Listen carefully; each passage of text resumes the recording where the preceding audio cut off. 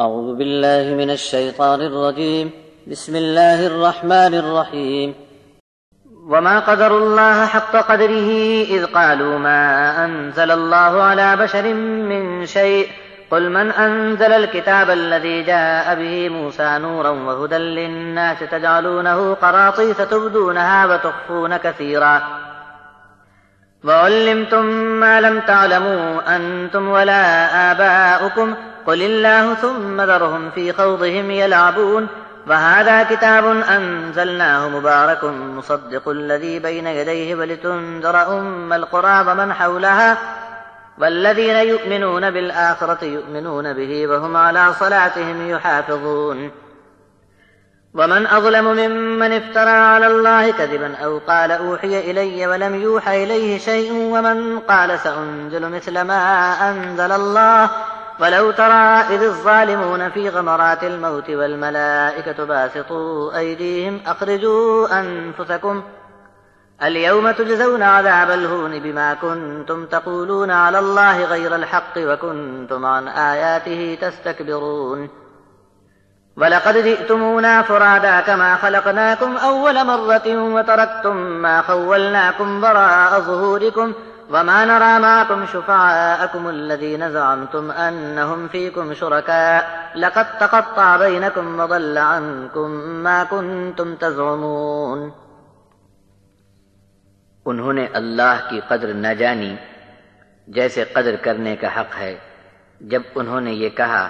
کہ اللہ نے کسی بشر پر کوئی چیز نہیں اتاری،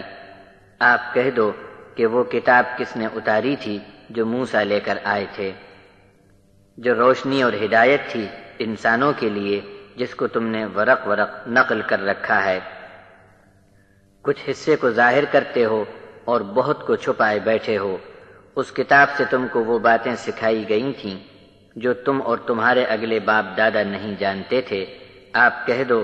کہ اللہ نے ہی یہ کتاب موسیٰ پر نازل کی تھی. یہ کہہ کر ان کو ان کی حرکتوں میں الجھے رہنے کو چھوڑ دو کہ اپنے کھیل میں مشغول رہیں. اور یہ کتاب بھی کیا خوب ہے کہ ہم نے اس کو نازل فرمایا، برکت والی ہے، تصدیق کر کے سچا ثابت کرتی ہے اس تعلیم کو جو اس کے پہلے آئی ہوئی کتابوں میں تھی، تاکہ آپ اس مرکزی بستی کے لوگوں اور اس کے آس پاس کی تمام انسانی آبادی کو آگاہ کر دو. جو لوگ آخرت پر ایمان رکھتے ہیں وہ اس پر بھی ایمان لے آئیں گے اور اپنی نمازوں کی حفاظت میں لگ جائیں گے.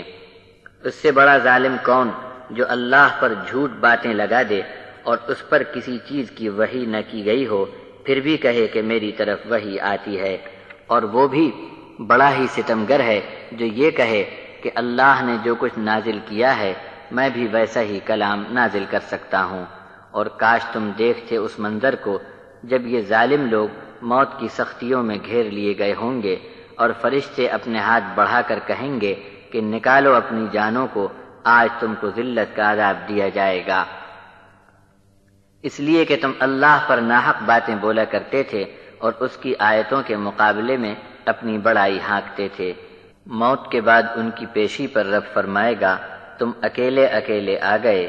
جیسے ہم نے تم کو اول بار پیدا کیا تھا، اور جو کچھ تم کو ہم نے دیا تھا وہ بھی اپنی پیٹھ پیچھے چھوڑ کر آ گئے، اور تمہارے ساتھ وہ شفاعت کرنے والے بھی ہم کو نظر نہیں آ رہے ہیں جن کے بارے میں تم کو بڑا گھمنڈ تھا اور دعویٰ تھا کہ یہ ہمارے دربار میں تمہاری شفاعت کریں گے. آج تو تمہارے رشتے ناتے بھی سب کٹ گئے اور تم جن پر تکیہ کیے ہوئے تھے وہ سب دعوے آج غائب ہو چکے.